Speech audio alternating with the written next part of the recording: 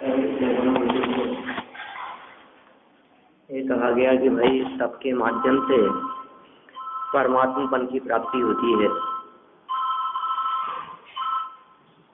और यह तप इस मनुष्य पर्याय को प्राप्त करके तुम्हें अवश्य करना चाहिए।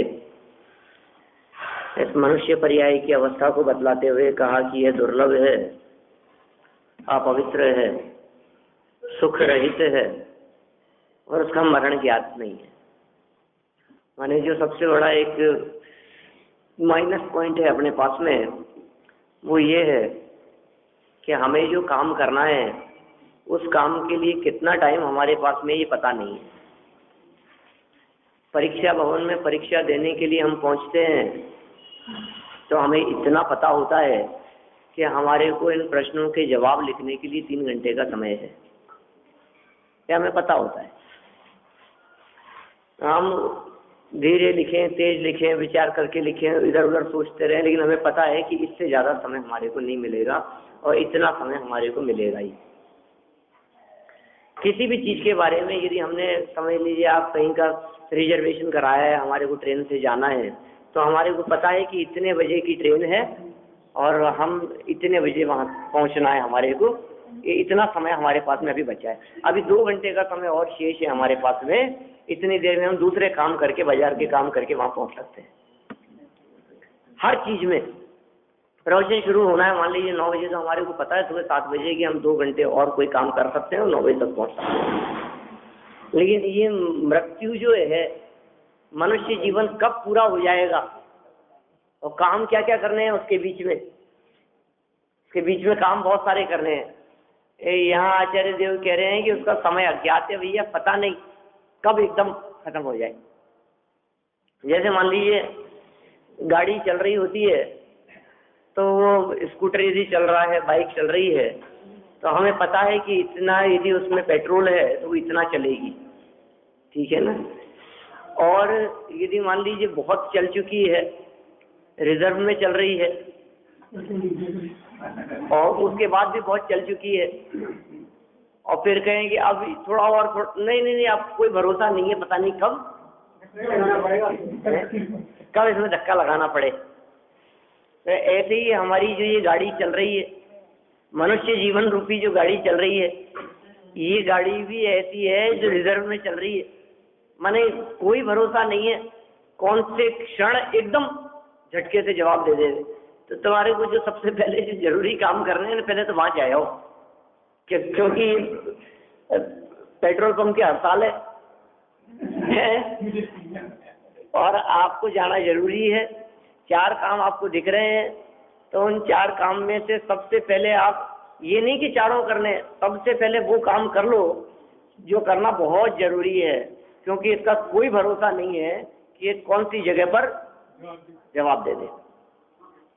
इसी प्रकार कह रहे हैं मनुष्य जीवन रूपी जो गाड़ी है, जिसमें आयु कर्म रूपी पेट्रोल डला है, और ये आयु कर्म रूपी जो पेट्रोल डला है, ये समझ लो आप पेट्रोल पंप की हड़ताल जैसा। माने दोबारा इसमें ऊपर से और पेट्रोल डालने की गुंजाइश नहीं है, जितना है वो खत्म, तो गाड़ी रुकी, दोबारा डलता ही नहीं है इसमें। अब तो नया डलेगा तो नई गाड़ी में डलेगा ऐसी व्यवस्था है। अब नई गाड़ी में डलेगा तो अब उससे तो अपने कुछ लेना देना ही नहीं, अभी जो चल रही है उसको चलाने की बात है। ये कह रहे हैं इसका समय अज्ञात है। बहुत ही मतलब खतरनाक बात है, समय अज्ञात होना ये खतरनाक बात है। लेकिन भ्रम इसको इतना ज्यादा है, जैसे मैंने कल परसों भी बात की थी, कि ये समय अज्ञात होते हुए इसको हमेशा ये लगता है अरे अभी तो 2-4 साल तो 2-4 साल तो कहीं नहीं जाए। देखो 85-90 साल की उम्र भी हो जाए ना, 88 वर्ष की उम्र हो गई, तबीयत बहुत ज़्यादा खराब थी, जवाब दे दिया था डॉक्टरों ने, बिल्कुल हालत ऐसी लग रही थी, तो लोग कहने लगते हैं साहब कोई भरोसा नहीं है अब तो। अब फिर थोड़ी सी वो तबीयत ठीक हो जाए, अरे साहब अभी यदि ये ठीक हो गए ना, फिर तो गई 2-4 साल की फिर तो 2-4 साल और निकाल देंगे। मैंने देखो आप कैसी बात करता है। जब एकदम डॉक्टर जवाब देते हैं, एकदम थोड़ी सी हालत बिगड़ती हुई दिखाई देती है, और साहब उस समय तो ऐसा लगा जैसे तो गए, अब तो ऐसे लगता है कि अभी तो और 1-2 साल और निकाल सकते हैं। अभी तो ये कह रहे हैं भैया कोई भरोसा नहीं है। आप किस आधार पर कह रहे हैं 1-2 साल निकाल सकते हैं? किस भरोसे कह रहे हैं आप कि 4 साल निकाल देंगे कि 6 साल की? अभी तो हमारी जिंदगी में 20 साल और बाकी है।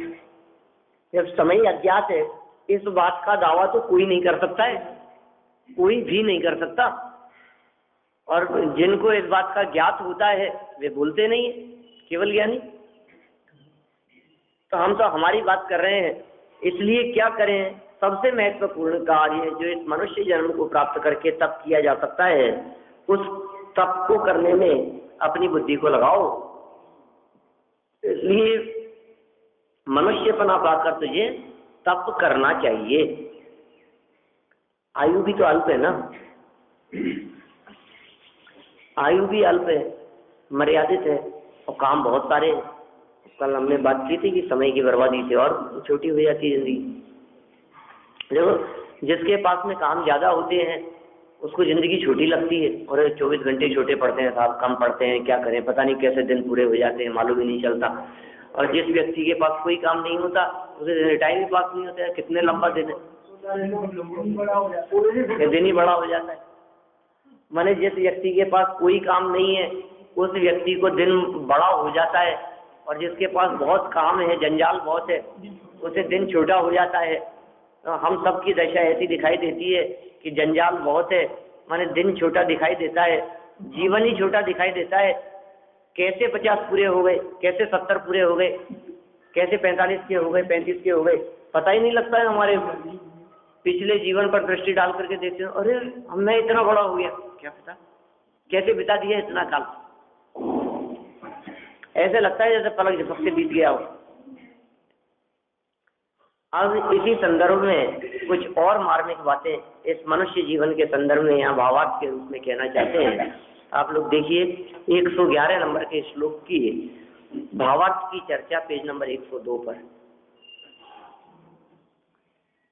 आत्मा का हित मोक्ष है, आत्म को हित है सुख सो सुख, आकुलता बिन कहिए और आकुलता शिव माई न ताते शिव मग लाग्यो चाहिए। मोक्ष के मार्ग में लग जाना चाहिए, क्योंकि मोक्ष में आकुलता नहीं है, ये जीव सुख चाहता है और सुख मोक्ष में होता है। इसलिए इस जीव का हित मोक्ष प्राप्ति में, ये निष्कर्ष निकला इसका। आत्मा का हित मोक्ष में है।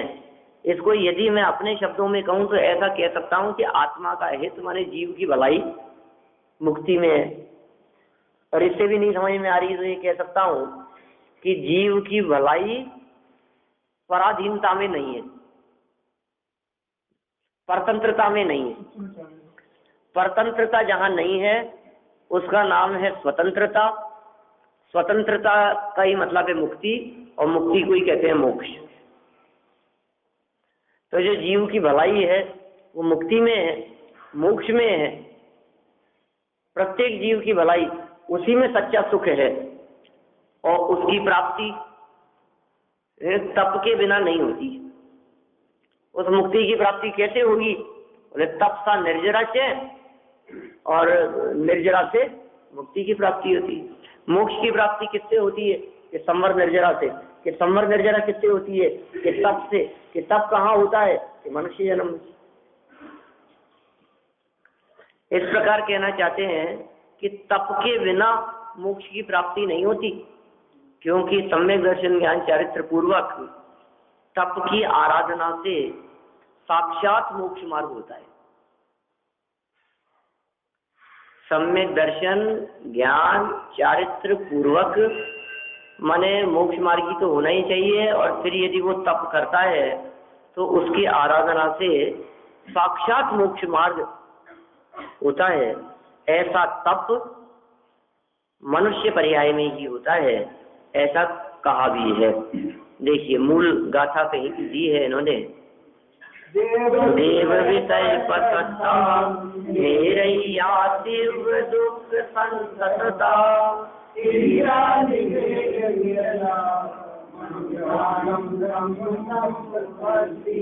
देखो कितने सुंदर बात कह दी अर्थ में।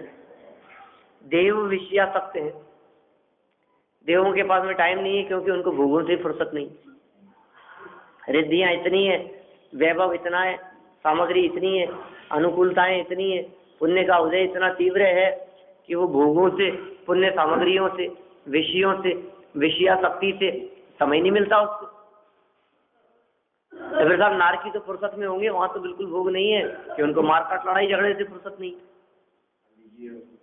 देखो आप क्या कहा है, देव विषयासक्त हैं और नार की तीव्र दुखों से संतप्त है।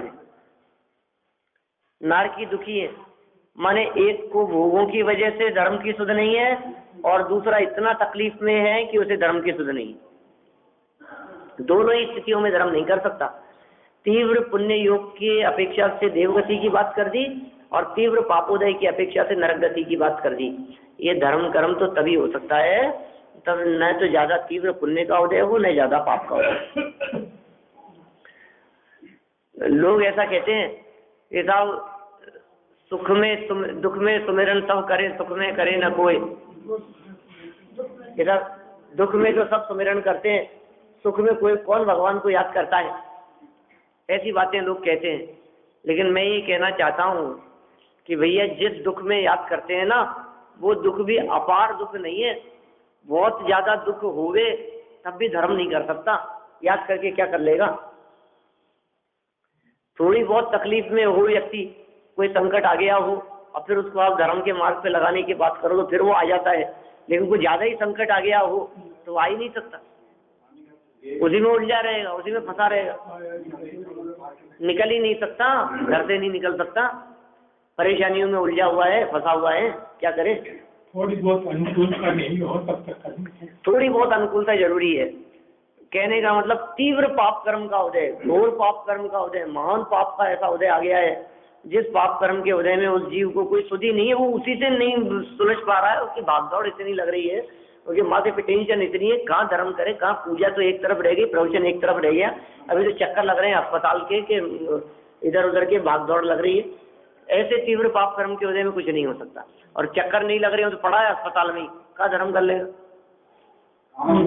कोमा में पड़ा है। तो तीव्र पाप में नहीं हो सकता। तो सब पुण्य के उदय वालों को कह करके तो अरे क्या जरूरत है, कौन सा धर्म, ये धर्म हमारे क्या लेना देना धर्म का, हम वैसे ही सब सुखी है, हमारे पास काय की कमी है। जिनके पास नहीं हो वो जाओ धर्म करने के लिए, हाँ खाओ पियो मौज मस्ती से रहो आप, हमें जरूरत नहीं है धर्म कर्म की। ये उपदेश हमारे को मत दो, ये उपदेश तो उनको दो। ये भगवान के पास जाकर के तो दरिद्रियों का काम, भिखारियों का काम है, भगवान के पास जाकर के मांगे। हमारे पास सब कुछ है, हमें जरूरत नहीं है परमात्मा की, हम ही परमात्मा है। जिसको जरूरत हो हमसे आकर के मांग ले। चार वाक वाले देखो क्या कह रहे हैं यहाँ, दुखी है, पीड़ित है, और क्या, संतप्त माने पीड़ित, संतप्त माने जल रहे हैं, दग्ध हैं, क्या तपायमान, तप रहे हैं, जल रहे हैं। वो है महावीर वंदना, हाँ पूजन में भी है वो तो। संतप्त मानस शांत हो जिनके गुणों के गान में, वे वर्तमान महान जिन विचरे हमारे ध्यान में। डॉक्टर साहब मंगलाचरण यही करते हैं। और इसका वास्तव में सीधा सीधा सा अर्थ है, मंगलाचरण की जो उपयोगिता है, मंगलाचरण का जो एक क्या कहेंगे उसका प्रयोजन है, वो प्रयोजन यही है। बाहर की भागदौड़ करते हुए, इधर उधर घूमते फिरते हुए जब आए यहाँ आकर के बैठे प्रवचन की गद्दी पर, तो जो दूसरे कार्यों के अंदर हमारा मानस संतप्त था, हमारे चित्त में, हमारे विकल्पों में जो इधर उधर की बातें चला करती थी, वो हमारा मानस शांत हो जाए। कि कैसे शांत होगा वो हमारा मन, हमारा मानस, हमारा चित्त, हमारा उपयोग, कि जिनके गुणों के गान में, जिनके गुणगान करने से, जिनका स्मरण करने से, जिस वीतराग छवि को देखने से अंदर में राग द्वेष और कषायों की चलती हुई उथल पुथल शांत हो जाया करती हो, ऐसे वर्धमान जो महान है, जो जिन है, जो परमात्मा है, वे विचरण करें हमारे ध्यान में, तो हमारा मन, हमारा चित्त शांत हो जाए। चित्त की अशांति यदि हो तो क्या करें कि परमात्मा का ध्यान करो, चित्त शांत हो जाएगा। यही उपाय बतला है।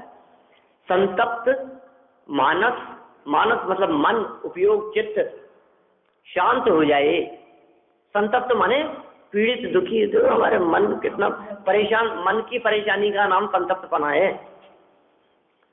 कषायों की अग्नि में जलने का नाम संतप्तपना है। ये कह रहे हैं कौन संतप्त है?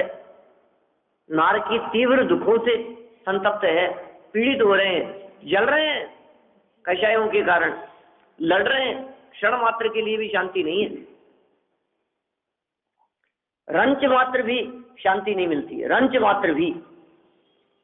अब भगवान से जाकर के हे भगवान, होती नहीं है, शांति मिलती नहीं है उनको।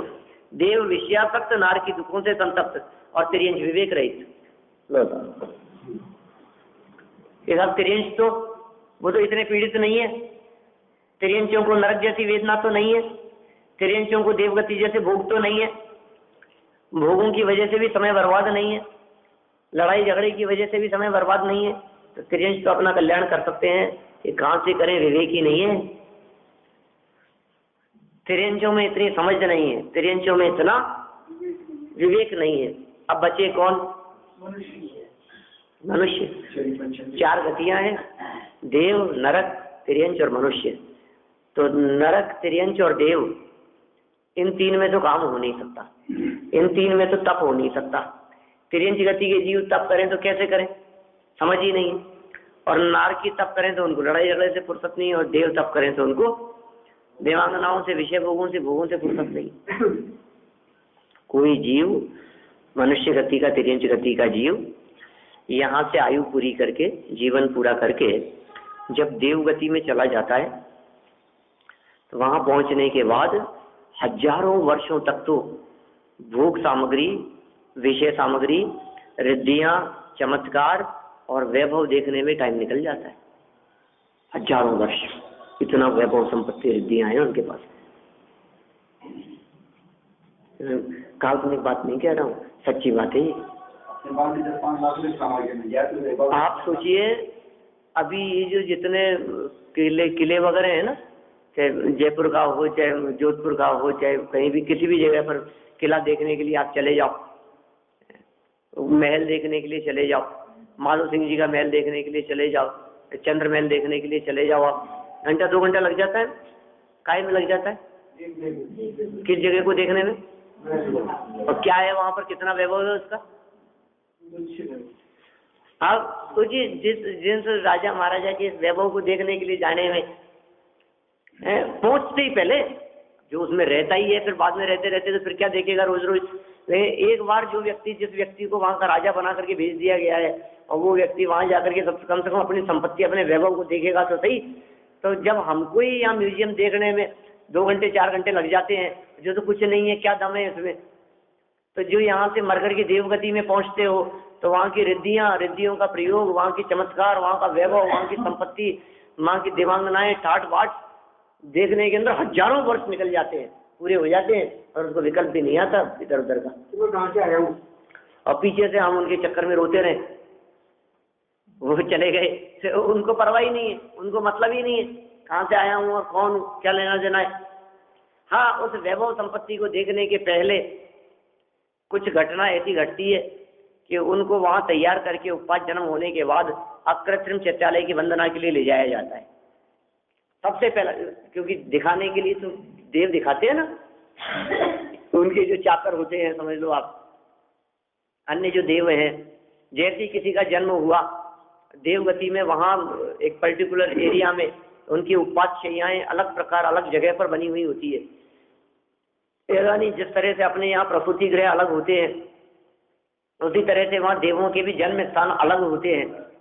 वहाँ किसी देव का जन्म हुआ अपने यहाँ उपवास शैया पर, वैसे ही ऑटोमेटिक कुछ सूचना मिल जाती है, कुछ ऐसे घंटे बजने लग जाते हैं, कुछ ऐसा नाद होने लगता है कि कोई नया देव आ गया है, तो बहुत सारे देव मिलकर के, उसके सेवक आदि मिलकर के वहाँ चले जाते हैं उपास शैया में, और वहाँ जाकर के उसको लाते हैं साथ में ला करके फिर उसको तैयार करते हैं, उसको नहलाते हैं, उसका स्नान आदि कराते हैं, और वो पूरा तैयार करके और फिर उसको लेकर के जाते हैं सर्वप्रथम दिखाने के लिए अकृत्रिम जिन चैत्यालय में।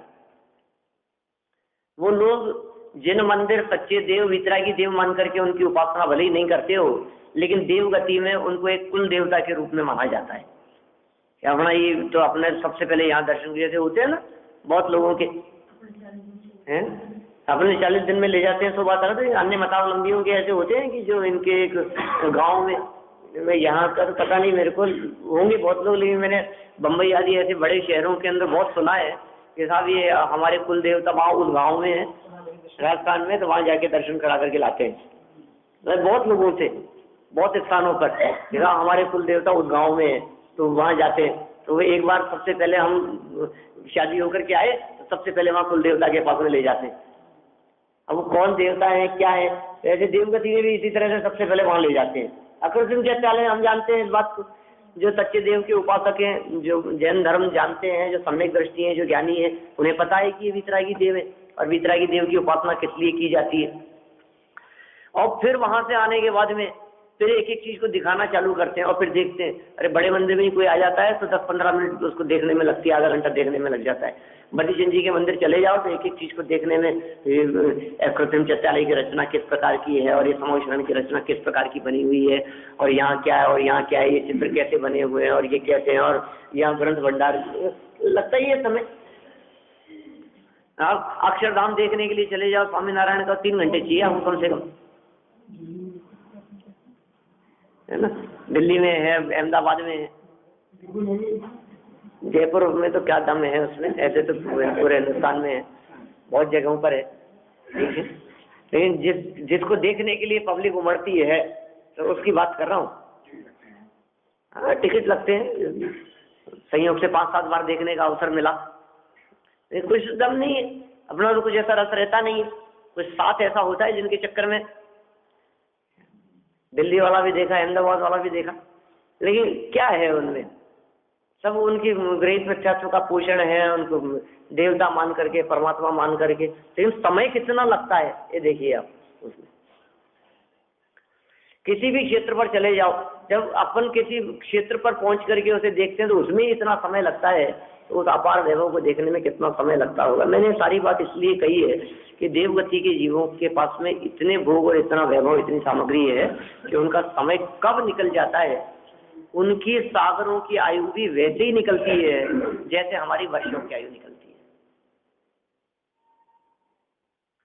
इसलिए कुछ लेखक साहित्यकार तो ऐसा तक लिख देते हैं कि उनके जो सागर हैं वो समझो आप हमारे 1 वर्ष के अंदर उनके हजारों वर्ष पूरे हो जाते हैं, ऐसा लिख दिया किसी ने, मेरे सामने लाते हैं लोग, फिर साहब ऐसा लिखा है, वहाँ तो जो 1 साल है ना, वो 1 साल 3 दिन का 1 वर्ष होता है, ऐसा कोई भी काल्पनिक बात, या हर 3 दिन में 1 वर्ष पूरा हो जाता है।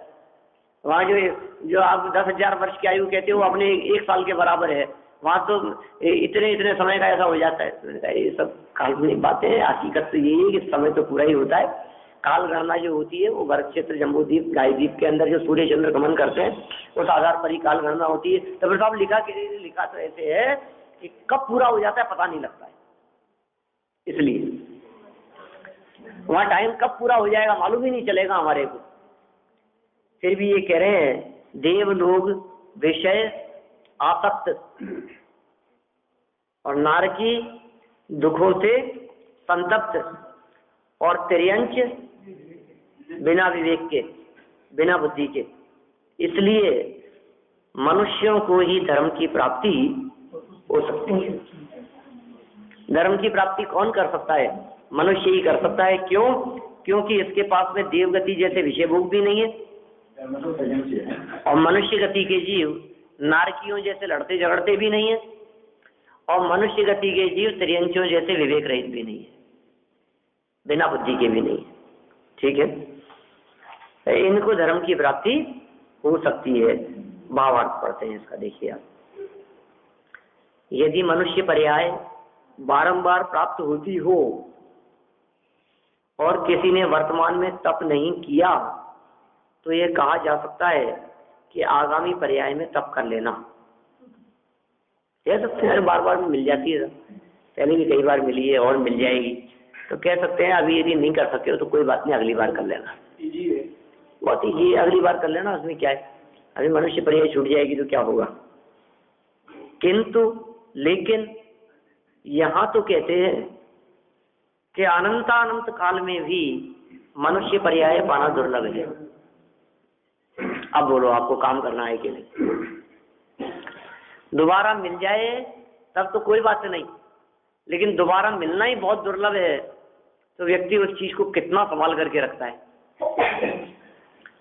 कोई चीज बहुत दुर्लभता से मिली हो, कहीं नहीं मिल रही हो और हमारे पास में आ गई हो, तो हम कितना, अरे ये मिलती नहीं, जो चीज मिलती है और सस्ती मिलती है उस चीज के बारे में तो हम बच्चों को पकड़ा देते हैं, अरे कोई बात नहीं, खराब कर देगा तो कोई बात नहीं और ले आएंगे, क्या फर्क पड़ेगा, लगे थे 200-400 रुपये, क्या दम है इसमें।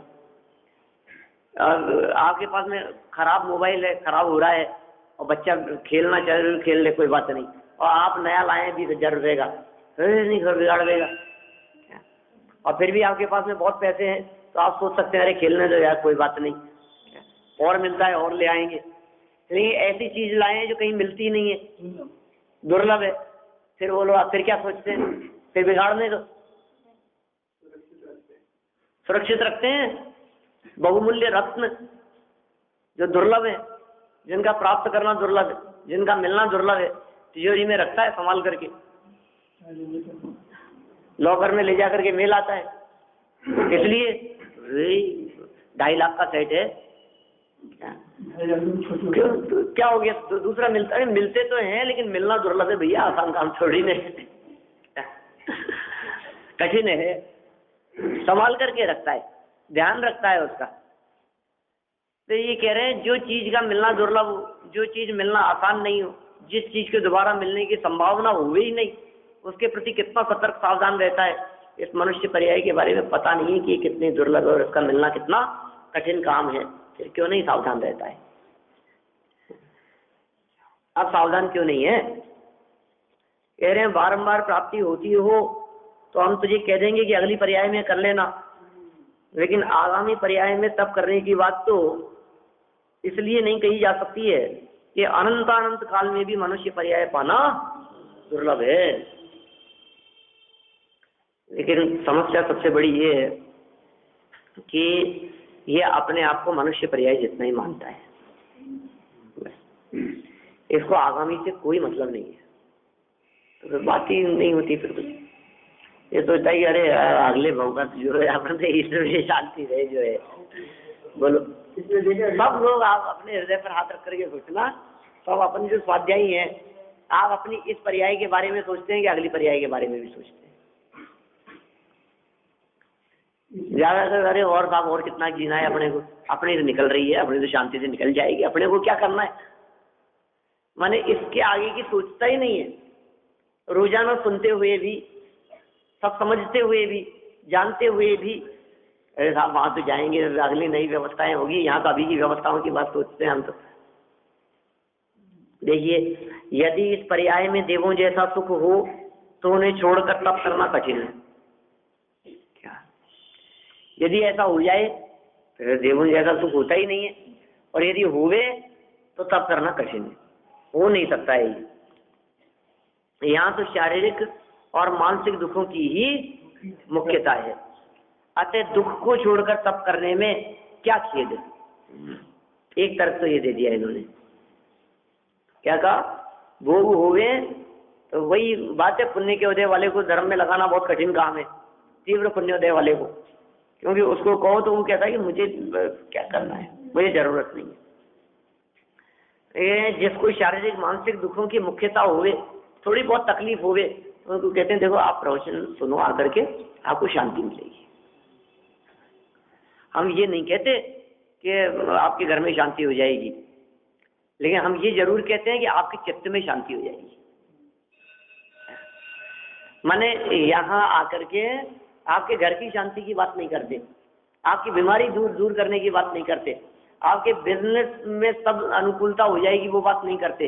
लेकिन बिजनेस संबंधी जो टेंशन आपके दिमाग में चल रही है, जो घबराहट आपके दिमाग में है, जो चित्त में आकुलता है, जो मानस में संतप्तपना है, वो शांत हो जाएगा। ये जरूर हो सकता है। संतप्त मानस शांत हो, वो उपाय है यहाँ। शारीरिक और मानसिक दुखों की ही मुख्यता है। अतः दुख को छोड़कर तप करने में क्या खेद है। यह मनुष्य का शरीर सुंदर हो तो उसके बिगड़ने का भय हो, परंतु धातुओं और उपधातुओं से उत्पन्न इस महा अपवित्र शरीर को तप में लगाने में क्या भय है। कोई सोचे कि साहब मैं इस शरीर को तप करके क्यों बिगाड़ोगे आप क्यों बिगाड़ रहे हो मुझे। क्या आप भी 10 दिन ही एक टाइम 28 में काय को बिगाड़ रहे हो इस शरीर को। लोग कहते हैं ना ऐसी बात, खाओ पियो यार, आप भी क्या, आप 8 दिन हरी का ही त्याग कर दिया आपने, 10 क्षण में हरी नहीं खा रहे हो अब आप एक कैसे करते हो। शरीर को बिगाड़ो मत, देखो संभाल करके रखो यार। रात को पानी नहीं पीते हो आप, बिगड़ जाएगा। क्या रखा है इन सब बातों में। थोड़ा बहुत हाँ जितना निभा लेना चाहिए कोई बात नहीं, लेकिन आप थोड़ा बहुत आप अन्न मत खाओ, और क्या और तो सब खाओ पियो। अब इसमें भी क्या हो गया, अब रबड़ी खाने में भी क्या हो गया, दूध ही तो है।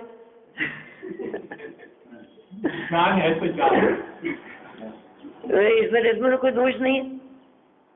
आप बाजार की कोई चीज नहीं खाते हो कोई बात नहीं, रसगुल्ले में क्या हो गया, अभी तो दूध का ही बनता है, दूध तो पीते हो बाजार का। तो यहाँ ये कह रहे हैं भैया, ऐसे शरीर के बारे में कह रहे हैं, शरीर को बिगाड़ो मत बिगड़ने दो। तो आचार्य देव कह रहे हैं कि कदाचित ये सुंदर होता, कदाचित ये पवित्र होता तो हम कह देते कि तू तप मत कर, लेकिन तुझे पता भी है इसके अंदर भरा क्या है। इस शरीर की अपवित्रता मल बनाने की मशीन है, फैक्ट्री है।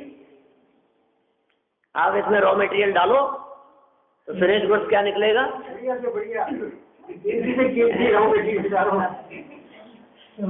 माने समझ लो आप, इसमें से रॉ मटेरियल जो भी डालो आप, कीमती से कीमती 500 रुपए किलो के, 1000 रुपए किलो का मेवा इसमें डालो, अच्छे से अच्छे काजू 800 रुपए किलो के खाओ आप, और फिर क्या होगा उसमें से केसर पिस्ता खाने के बाद में भी क्या निकलेगा, प्रोडक्शन क्या होगा। सबको पता है। माने देखो क्या है अंदर में, क्या भरा है, क्या चीज बन रही है, किसकी फैक्ट्री है। ऊपर से चमकदार दिख रही है, अंदर से अपवित्र है। और ये जो चमक दिखाई देती है, ये चमक भी कितना ऊपरी है। आचार्यों ने तो कथन किया है, मक्खी के पंख, मक्खी का पंख कितना बारीक है, इतनी सी परत है ऊपर। ये परत हल्की सी उतर गई तो फिर अपना चेहरा स्वयं को देखना पसंद नहीं होता, घृणा हो जाती है, घृणा होने। भीतर या सम जगत में, भीतर या सम, भीतर में जो है उसके समान इस पूरे जगत में कहीं भी ढूंढना हो आप, जितनी अपवित्रता इसके भीतर भरी है पूरे जगत में, पूरी दुनिया में ढूंढ लो आप। भीतर या सम, पूरे जगत में और नाई कहीं नहीं है। कि क्या नहीं है, घृण गे पदार्थ, घृणा करने वाला पदार्थ पूरे जगत में इस देह के भीतर भरे हुए पदार्थों से ज्यादा घृणा करने वाला पदार्थ कहीं नहीं है। इतना अपवित्र है। तो अब तप करके बिगाड़ने में क्या दम है, पहले ही बेकार है। आप यदि इसको तप में लगा दोगे तो सफल सार्थक हो जाएगा। ये क्या शब्द दिए हैं, यह मनुष्य का शरीर सुंदर हो तो उसके बिगड़ने का भय हो। कोई कहे साहब नहीं साहब ये बहुत सुंदर है, बहुत सुंदर है साहब, ये तो ये बालक तो बहुत सुंदर है। अरे ये सुंदरता दिखाई दे रही है, ये सुंदरता कभी कभी सुंदर दिखता है। जो भी कोई सुंदर होते हैं ये परमानेंट सुंदर नहीं होते, ऐसा नहीं है हमें। क्या कोई भी परमानेंट सुंदर होता ही नहीं है। अधिक छोटी अवस्था में सुंदर नहीं था, थोड़ी ज्यादा उम्र हो जाए तो सुंदर नहीं होता है, बीच की युवावस्था के अंदर सुंदर दिखाई देता है, तो उसमें भी जब सज करके नाद होकर के निकले तो थोड़ा सुंदर दिखाई देता है, बिना नहाए सुंदर नहीं दिखाई देता है, नींदों में हो तो सुंदर नहीं दिखाई देता है, बीमार हो तो सुंदर नहीं दिखाई देता है। आप देखो तो सही दशा क्या है आज इसकी सुंदरता की बात कर रहे हैं। थोड़ी सी थकान ज्यादा हो रही हो तो सुंदर नहीं दिखाई दे रहा है, थोड़ा सा काम का टेंशन हो तो सुंदर नहीं दिखाई दे रहा है, थोड़ा सा अच्छा तैयार हुआ नहीं हो तो सुंदर नहीं दिखाई दे रहा है, बाल बिगड़े हो तो सुंदर नहीं दिखाई दे रहा है। और फिर जो थोड़ा बहुत सुंदर दिखाई दे रहा है उसमें क्या दम है बताओ मेरे को। ये मैंने सुंदर अवस्था के अंदर भी ये सारे लगा दी बातें, तो जिसे आप सुंदर समझ रहे हो तो सुंदर है ही नहीं। और फिर बीमारी आ जाए, रोग आ जाए, अंदर से फोड़े फुंसियां निकल पड़े हैं, तो फिर तो क्या कहना है, चेहरा भयानक हो जाता है। कितने भी सुंदर से सुंदर लड़की लेकर के आओ अपने पुत्र के लिए, वो कितनी सुंदर और कितने दिन तक सुंदर दिखाई देगी आपको, कोई मतलब ही नहीं है, कोई दम ही नहीं है इन सब बातों में। देखो ये क्या कह रहे हैं, यदि सुंदर हो, यदि हो तो बिगड़ने का भय हो, परंतु धातुओं और उपधातुओं से उत्पन्न महापवित्र शरीर है, इसको तप में लगाने की बात कर रहे हैं हम। अच्छे को तो मत लगाओ, लेकिन ये ऐसा है तो इसको तप में लगाने में क्या बाधा है। देखिए आगे, यदि देवों के समान मरण का निश्चय हो, कितना सुंदर तर्क दिया है। अभी अपन ने बात की थी ना स्टार्टिंग में, क्या उदाहरण दे दिए थे मैंने, कुछ बातें ऐसी आ गई थी, सहज आ जाती है बैठे बैठे पता नहीं कहाँ से। एक तो पेट्रोल की चर्चा आ गई थी, कुछ एग्जाम की चर्चा करते, हमें पता है मतलब जिस चीज के बारे में। ये कह रहे हैं देवों का के समान यदि मरण का निश्चय हो तो कुछ काल तक निश्चिंत होकर फिर तप करें। लोग कहते हैं ना ऐसा, अरे साहब अभी तो उम्र ही क्या है, कर लेना। तो हम उनसे कह रहे हैं आपको पता है कि हमारे को बता दो कि हमें इतनी उम्र में मरना है, तो उसके बाद यदि अपने को तप करने के लिए सोच लो आप कि हम 6 महीने तप करना चाहते हैं, या समझ लो आप 2 साल तप करना चाहते हैं, तो अपने को पता है कि भाई इस समय मरना है, तो उससे 2 साल पहले अपन सब काम धाम बंद करके तप में लग जाएंगे। अपने को पता है कि अब मरने में 6 महीने बाकी बचे हैं, तो अब 6 महीने पहले सब काम धाम व्यापार रोजगार सब बंद करके विषय भोगों से हट करके धर्म ध्यान में लग जाएंगे। तो 6 महीने अपने अंतिम समय के जो हैं वो धर्म ध्यान में निकल जाएंगे, उसके पहले खा लेने फिर मौज मस्ती कर लेने हमारे को। लेकिन पता है क्या आपको टाइम पता ही नहीं है हमारे को। देवों के समान यदि मरण का निश्चय हो तो कुछ काल तक निश्चिंत होकर के फिर तप किया जा सकता है, परंतु मनुष्य के मरने का निश्चय नहीं कि कब मरेगा।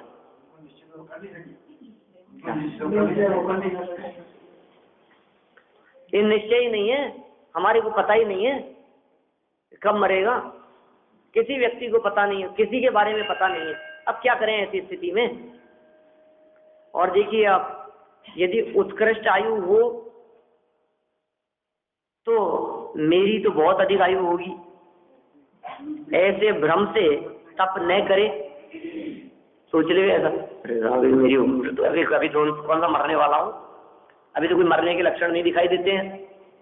देखो मरने के लक्षण क्या क्या है। मरने के लक्षण है अति तीव्र रोग है, मरने का लक्षण है जहर खा लेना, अब बचने की संभावना नहीं दिख रही है। मरने के लक्षण है अति वृद्धावस्था, समय आ गया क्या पता कब चले जाए, ऐसी बीमारी आ गई है पता नहीं कब चले जाए। तो न तो हमारे कोई ऐसी बीमारी दिख रही है, न हमारा कोई ऐसी उम्र दिख रही है, और न कोई ऐसी दुर्घटना का प्रसंग दिखाई दे रहा है। हम शांति से हमारे घर में बैठे हैं, तो अभी तो मौत नहीं दिख रही है ना, अभी मरने का क्या काम है, अभी अभी मौत कैसे आ जाएगी अभी। लेकिन यहाँ कह रहे हैं कि मौत कैसे आ जाएगी, कह के नहीं आती है, किसी अवसर की प्रतीक्षा नहीं करती है, ऐसा विचार करके नहीं आती कि अरे अरे इसका जीवन कैसे पूरा हो सकता है, ये तो बेचारा बीमार ही नहीं है। अरे अरे इसका जीवन कैसे पूरा हो सकता है, अभी इसकी तो उम्र ही कितनी कम है। कुछ भी हो सकता है किसी भी क्षण। अभी घर से निकला था मैं, ऊपर की सीढ़ी से फिसला और 8 सीढ़ियां नीचे फिसल करके गिरता हुआ आया। 3 मिनट तो ऐसे लगा जैसे बिल्कुल चक्कर आ गए हो, हिल नहीं सका मैं। घड़ी भाग रही थी, सीढ़ी अभी की बात है 1.25 घंटे पहले की, और अभी मैं जाऊंगा तो मुझे पता लगेगा कि क्या क्या हालत है। 2 मिनट लगती, खत्म खेल, कुछ नहीं है। अभी अभी आप आ गए बिस्तरों पर। माने देखो आप ये क्षणिकता की बात कर रहे हैं, एक क्षण का भरोसा नहीं। ऊपर की सीढ़ी से बिल्कुल सीधा नीचे तक आया, बिल्कुल मतलब सोच ही नहीं सकते आप क्या हो सकता है। और बाहर निकल करके गाड़ी स्टार्ट हुआ तो संभव ही नहीं था हिलना ही, तुरंत लेट गया मैं तो, क्योंकि हिल ही नहीं सकते थे। आना था अपने को, तो खड़े हो गए, फिर देखा तो नहीं, कुछ नहीं है, ठीक है, सब बराबर है, कोई हड्डी फसली नहीं टूटी है ना, फिसले ही थे। ये कह रहे हैं आपको पता है आपकी आयु कब पूरी होने वाली है? आपको पता है कौन से क्षण हो जाएगा ये काम खत्म? ये कह रहे हैं उत्कृष्ट आयु हो ऐसी कल्पना करके कि हमारी तो अभी तो उम्र बहुत बाकी है, ऐसी मेरी तो बहुत अधिक आयु होगी, अभी तो उम्र होगी। अरे अभी तो उम्र क्या है, 25 साल है, 35 साल है, अभी तो कम से कम 70 तो मान के चलना चाहिए, ज्यादा भी नहीं, तो अभी तो आधी हुई है। ये कह रहे हैं ऐसा भ्रम, ऐसे भ्रम से यदि आप तप न करें, और कदाचित आपकी बात सच्ची भी होवे कि आपकी उम्र 70 साल की है, मेरी तो 84 है वैसे, यदि कदाचित आपको ऐसा भ्रम भी होवे और वो बात सच्ची भी होवे, तो ऐसी उत्कृष्ट आयु भी यहाँ थोड़ी है, ऐसा कह रहे हैं क्या?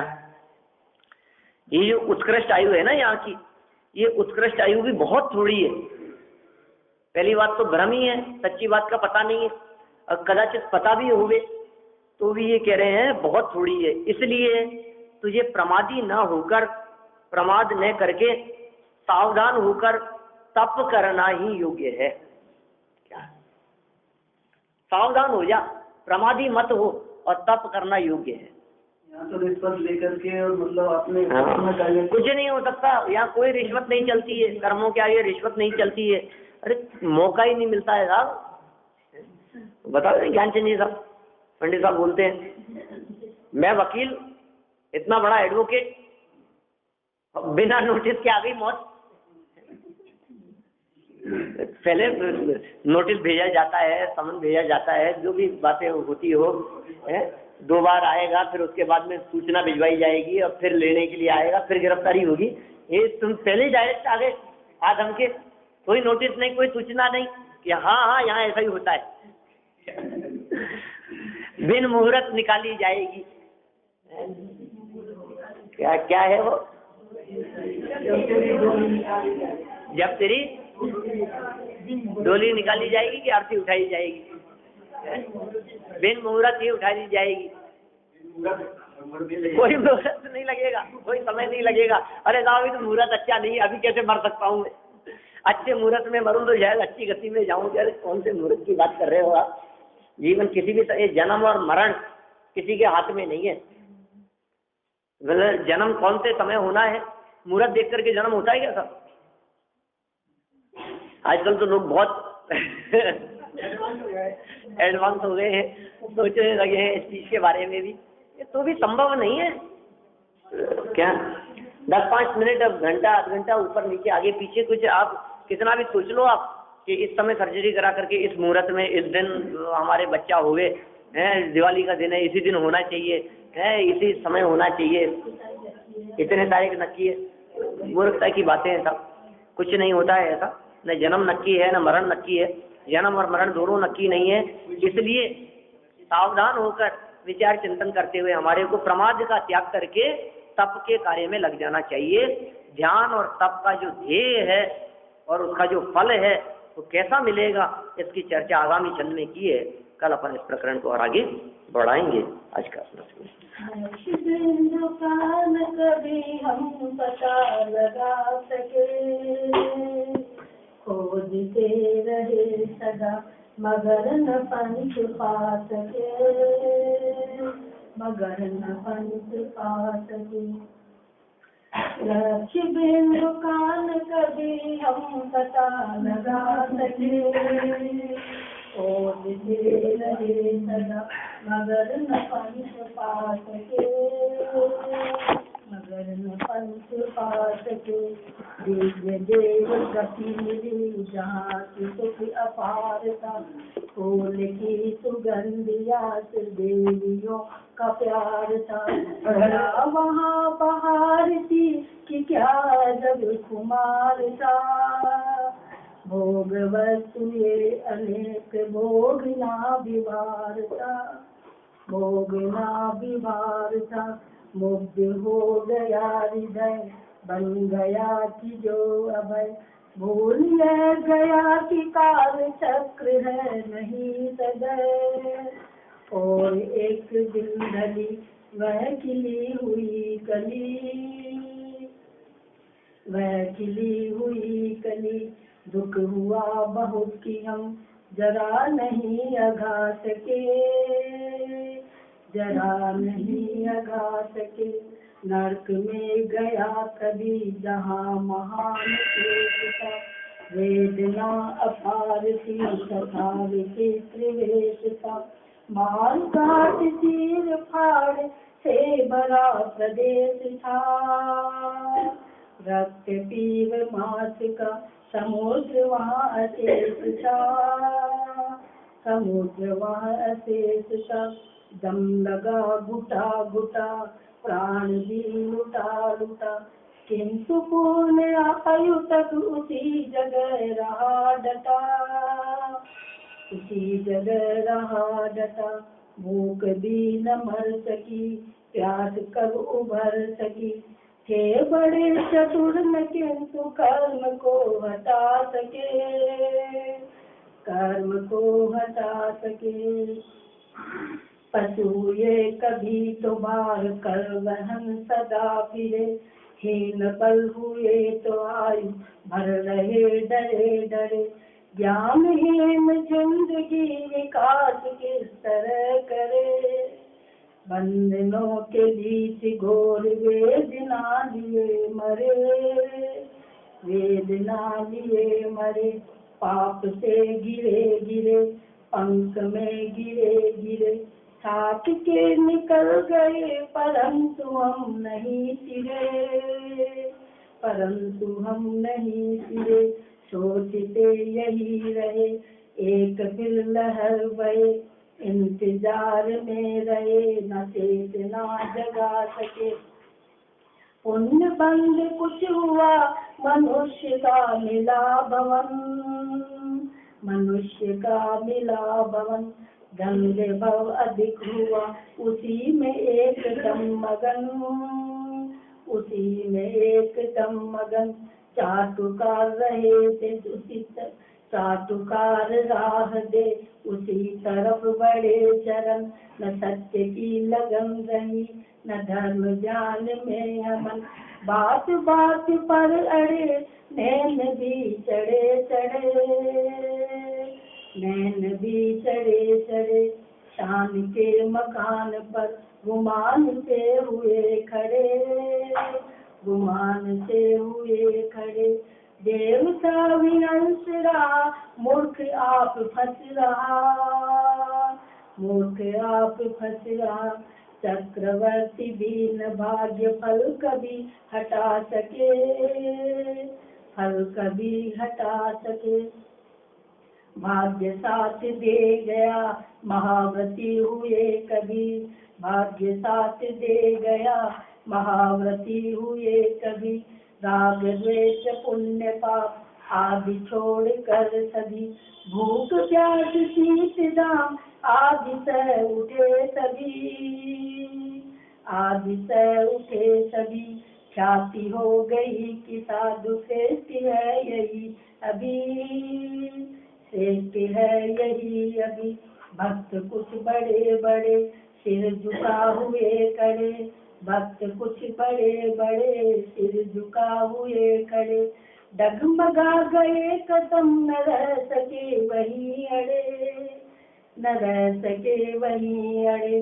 कौन काम आ सका कीर्ति से बचा सका, खो प्रकाश पास कान और ज्योति ला सके, और ज्योति ला सके, लक्ष्य बिंदु का न कभी हम पता लगा सके।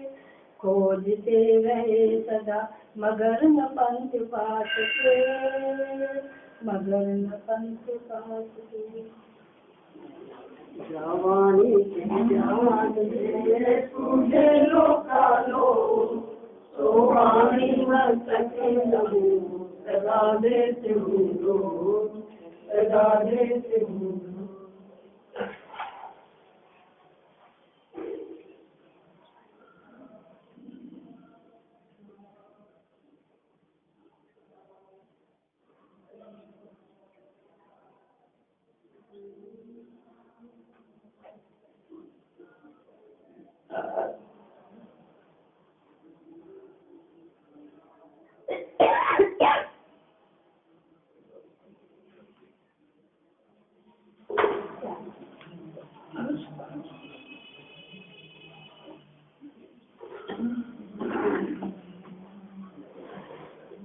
वालिशान निर्माणी माता